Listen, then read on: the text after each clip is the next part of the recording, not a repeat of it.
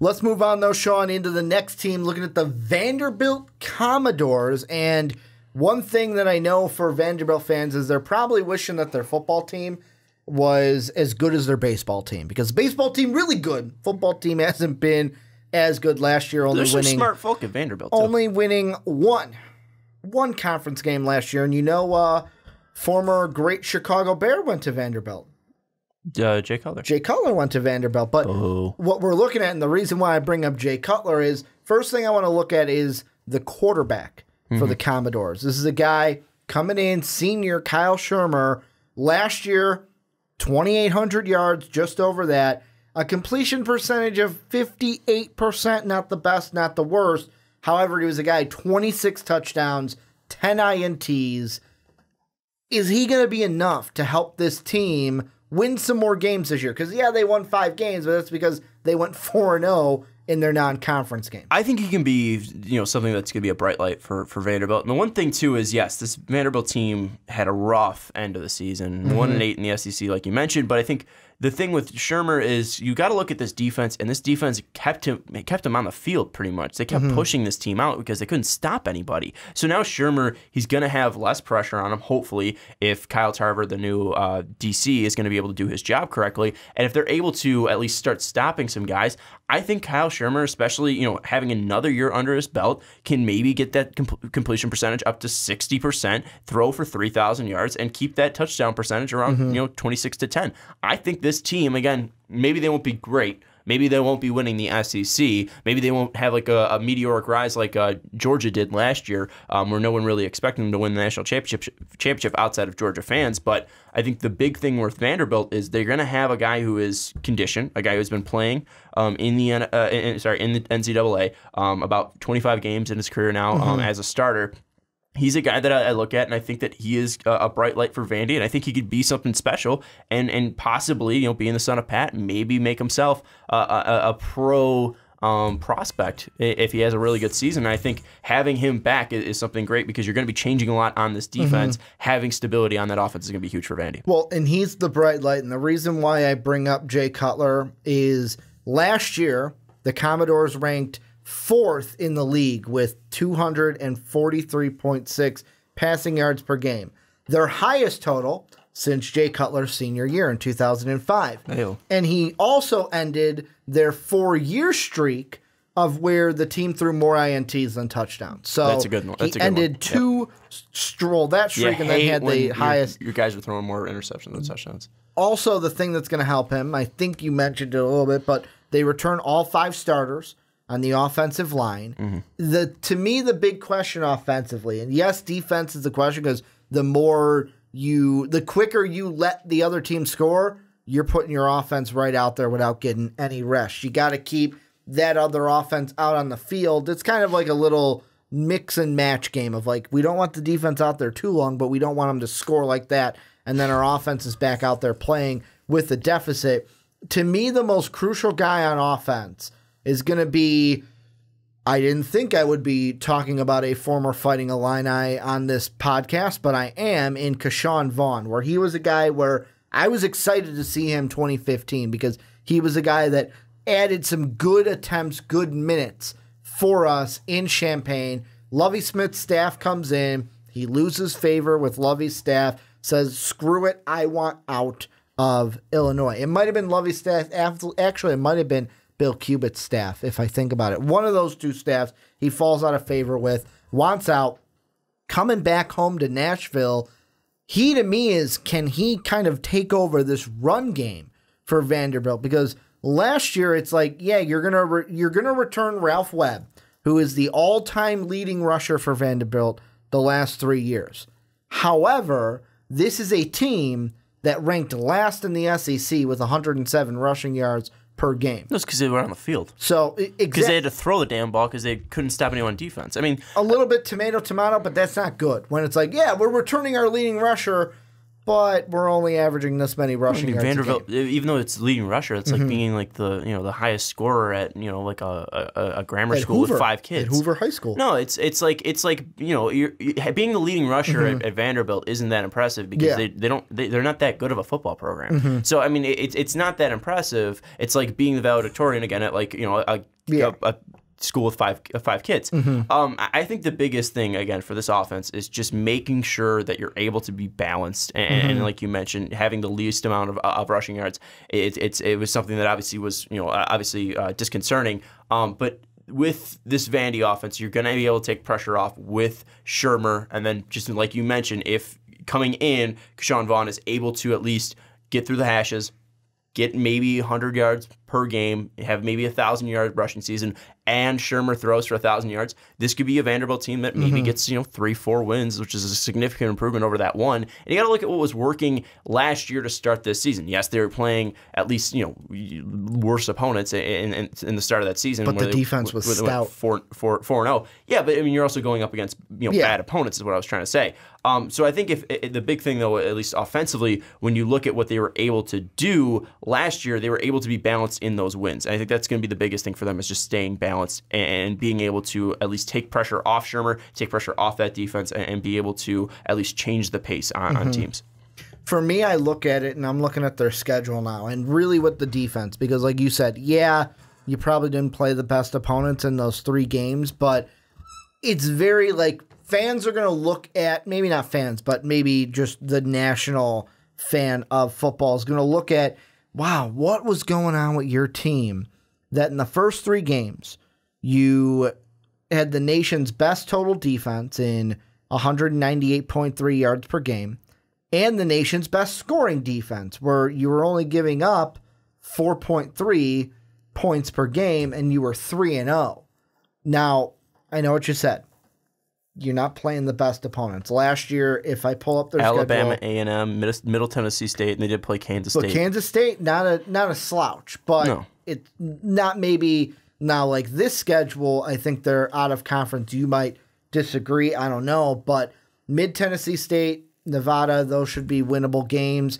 To me, the question is going in, like non-conference wise, going into South Bend to play the Notre Dame Fighting Irish. Is that a step up from Kansas State? Is it a step down from Kansas State?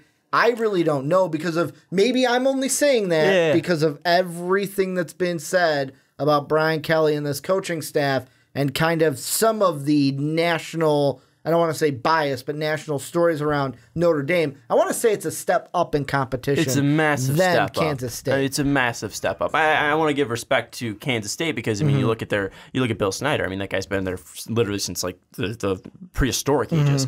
But Notre Dame's a step up. I mean you're going from Kansas State, who is middle of the pack in the Big 12, to Notre Dame, who is a nationally recognized brand. And these are guys that are bringing in 5-4-star recruits. You're still going to have Brandon Wimbush there, but he might not even be the starter, but he's still going to be able to bring a change of pace. You're losing your star back in I'm blanking on his name now because we haven't been talking about him. Star back last year for Notre Dame, but it's a massive step up because Brian Kelly, yes, he's made mistakes, but you're also under the microscope of being a national team.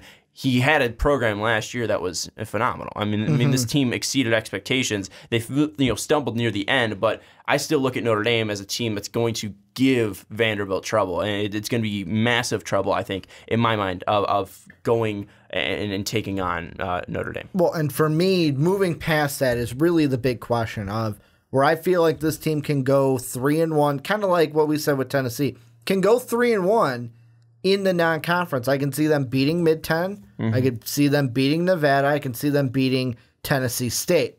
Now, Florida, Georgia, losses. South Carolina, I'd put a question mark by. We're going to get into them later, but they're a team where I don't know if they're going to be second in the SEC yet again this year like they were last year. Every game from October 20th to the end of the year, I could see Vanderbilt winning that game. Will they win them all? No, probably not. But every single game from Kentucky all the way down to Tennessee, I think they've got a puncher's chance in those games, especially if the defense can do enough to help the offense, which kind of seems like it's going to be the more stacked side of the ball yet again this year when we get to SEC play. Yeah, I don't know about puncher's chance, but I don't think it would be as bad as last year. I don't think it's going to be 58-0 against Alabama or anything like that. But again, like you said, I think Middle Tennessee, Vanderbilt, Nevada, Vanderbilt, those two will be wins for the Commodores. I think they might get rolled by Notre Dame, especially Notre Dame having 3 straight home games to start the year. Ian Book being the starter. I still believe highly in Notre Dame. I think they're going to get absolutely rolled. But going up against South Carolina, like you mentioned, Tennessee State, I think those are puncher chances. Kentucky as well, that being a rivalry game, that's going to be a puncher's chance. But I think when we look at the games against Florida, the games against Georgia, I think those two are going to be absolute blowouts. But like you mentioned, I think maybe puncher's chance against Vanderbilt, puncher's chance against Mississippi, and puncher's chance against Tennessee. Maybe even more of a puncher's chance than against Tennessee, especially what they did to them last year. But I think overall, this Vanderbilt team is going to be in games. I don't think it's going to be blowouts like it was last year. But I still look at the Vols maybe getting 4 SEC wins, 3 SEC wins. Well, and the 3 that I look at within those last 5 games, Arkansas, Ole Miss, Tennessee, because they all have one thing in common. Ole Miss fans are going to tell me that they don't fall into this category, but technically you do, because last year the coach was an interim coach. They all have brand new head coaches. And I know, like I said, Ole Miss fans are going to say, no, we have the same coach that we had last year. He was an interim last year. This is his first year as the head coach. So, I mean, and technically I think last year was a full season. It was the whole Hugh Freeze debacle that was going on. They didn't know if they were going to hire him full term. But that to me is, with Ole Miss being the question mark, you've got Jeremy Pruitt. We just talked about him trying to implement his system at Tennessee. Will he be able to do that? You're hoping by the last game of the season that you're able to. Arkansas, that to me is the more interesting one, because like Brandon and I talked last week, they have a head coach coming in where this is his first Power 5 job. And what a conference to go into when this is your first Power 5 job. It's like saying, hey, I don't really know how to swim much. Here's the deep end. And you just push them right into that. So to me, if there's anything, those 3 games are the ones that I would target if I'm a fan of the Commodores, saying, okay, if we can get 1 or 2 of these, then we should be in good shape to where I feel like, okay, this is a season to build on. Because a lot of these teams at the bottom, it's not about, you're not just going to be like, boom, all the way to the top. Yeah. You're going to have to build on it before you get back to, or get to, a team that's contending in the SEC. Well, I think the hire of Kyle Tarver from Stanford, I believe, massive hire. I think that, again, that's the building block to get you there. It's going to be bad losing Shermer next year, but if you're able again to just build off of that, find a quarterback that can step in, I think that this could be a Vanderbilt team that maybe has a bright future, and maybe is able to get some national recognition down the line. But again, looking at this Vanderbilt team, it's just going to be more of the same from Vanderbilt. Maybe they get 4 wins in the SEC, but this isn't going to be a powerhouse in the SEC, unfortunately for the Commodores. Last thing I ask you, let's say this team goes 5 wins or less overall. Do you think about firing Coach Mason? And this is a question that I know Brandon and I have asked before the 27 season. Whenever we talk hot seats, his name is usually one that comes up, because it's overall he's had, and this is overall records, 3-9, 4-8, 6-7, 5-7. With last year being the 1-7, his worst conference record since not winning a game his first year in 24. So last thing I'll kind of ask you is, if they go 5 wins or less, is there a chance that Vanderbilt decides, let's get someone new in here? You've had 5 seasons. I think it's been enough. I'm going to up you and not say if just 5 wins is that benchmark. If they end up, let's see, if they lose the first 4 tough games, so if they start the season 3-4, you think he's fired mid-season? So beating Middle Tennessee, beating Nevada, beating Tennessee State. If they lose at Florida, and I think if they lose at Kentucky, I think he's gone. I think he's gone by October 20th, so October 27th. Even if they win, so let's say by that point they'd be what, 3-4? Even if they're I think if they start off though on winless against the SEC, I think that's a fireable offense. I think especially if you start 0-4 or 0-5, losing against South Carolina, Georgia, Florida, Kentucky, Vanderbilt, I think there's a possibility Derek Mason gets fired. Yeah, and that's one that, like I said, hopefully as a Vanderbilt fan, you're not hoping for that because you're like, great, now we're starting a true rebuild with a new head coach. But that is just one I had to throw out there because usually the last few times we've talked about hot seats here on the podcast, Derek Mason's name usually kind of creeps its way in there one way or another. I'm going to turn it on to you guys, though. What do you guys think about Vanderbilt coming into the season? How good is this offense going to be? Are we going to see improvements from the defense? What are you looking at for both offense and defense for this team? And then also, how do you see this season playing out for them? How many wins? How many losses? What's going to be the games you're looking for? What's going to be the games you're going to cover your eyes because you're just not going to watch Vanderbilt play that game? Let us know what you guys think down below in that comment section.